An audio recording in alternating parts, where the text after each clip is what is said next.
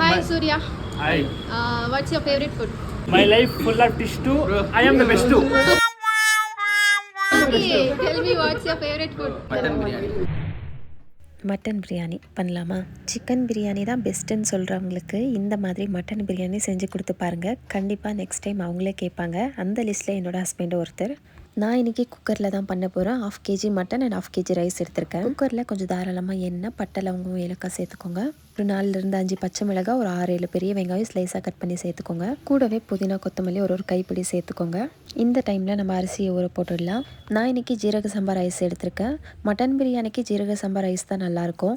இப்போது 2 கிளாஸ் அரிசி ஊற போட்டிருக்கேன். நம்ம வாஷ் பண்ணணும்னு அவசியம் இல்லை, தண்ணி ஊற்றி ஊற வச்சா மட்டும் போதும். வெங்காயம் இந்த அளவுக்கு வதங்கினதும் 2 டேபிள் ஸ்பூன் இஞ்சி பூண்டு பேஸ்ட் சேர்த்துக்கலாம்.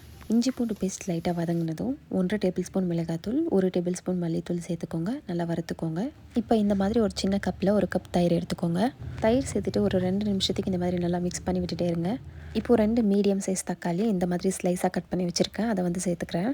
இன்றைக்கி நான் மட்டனை ஒரு 1/2 அன் ஹவருக்கு தயிரில் ஊற வச்சுருந்தேன், அதை இப்போ சேர்த்துக்கிறேன். இன்ஸ்டண்ட்டாக பண்ணணும்னு நினைக்கிறவங்க இந்த பிரியாணி செய்ய ஸ்டார்ட் பண்ணும்போதே தயிரில் ஊற வச்சுருங்க மட்டனை. ஸோ அப்போ கரெக்டாக இருக்கும். இப்போது இந்த பிரியாணிக்கு தேவையான அளவு உப்பு சேர்த்துக்கலாம். ஜீரக சம்பா ரைஸுக்கு 1க்கு 1.5 தண்ணி வைக்கணும். நான் 2 கிளாஸ் அரிசி எடுத்தேன், ஸோ 3 கிளாஸ் தண்ணி ஊற்றிக்கிறேன். இந்த டைமில் உப்பு காரம் எல்லாம் சரி பார்த்துக்கோங்க. இப்போது குக்கர் க்ளோஸ் பண்ணிவிட்டு ஸ்டவ்வை மீடியம் ஃப்ளேமில் வச்சுட்டு ஒரு 4லேருந்து 5 விசில் விட்டால் போதும். மட்டன் நல்லா வெந்துடும். குக்கர் ப்ரெஷர் போனதுக்கப்புறமா ஓப்பன் பண்ணிவிட்டு நம்ம ஊற வச்சுருந்த அரிசியை இப்போ சேர்த்துக்கலாம். அரிசியை சேர்த்துட்டு இந்த மாதிரி நல்லா மிக்ஸ் பண்ணி விட்டுட்டே இருங்க. இது இந்த அளவுக்கு நல்லா தண்ணி சுண்டி வந்ததும் ஒரு 4-5 டேபிள் ஸ்பூன் நெய் சேர்த்துக்கலாம். மட்டன் பிரியாணிக்கு எப்போவுமே நெய் கொஞ்சம் ஜாஸ்தியாக சேர்க்கணும். இந்த நெய் தான் மட்டன் பிரியாணியோட டேஸ்ட் அண்ட் ஃப்ளேவரை ரொம்பவே என்ஹான்ஸ் பண்ணி கொடுக்கும்.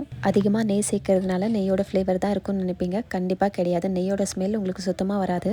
இப்போது இந்த மாதிரி யூஸ் பண்ணாத பழைய தவா ஏதாச்சும் இருந்துச்சுன்னா அதை தம் போடுறதுக்காக யூஸ் பண்ணிக்கலாம். குக்கரை லாக் பண்ணிவிட்டு விசில் போடாமல் இந்த மாதிரி வெயிட்டான கல் ஏதாச்சும் வச்சுருங்க. இப்போ குக்கரை வச்சதும் 2 மினிட்ஸ்க்கு ஹை ஃப்ளேமில், 20 மினிட்ஸ்க்கு லோ ஃப்ளேமில் வச்சு தம் போட்டால் போதும்.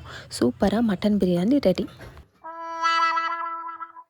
இதை அப்படியே பேக் பண்ணி என்னோடய கொலீக் எடுத்துகிட்டு போய் கொடுத்து அவங்களோட ரியாக்ஷன் என்னவாக இருந்துச்சுன்னு பார்க்கலாம்.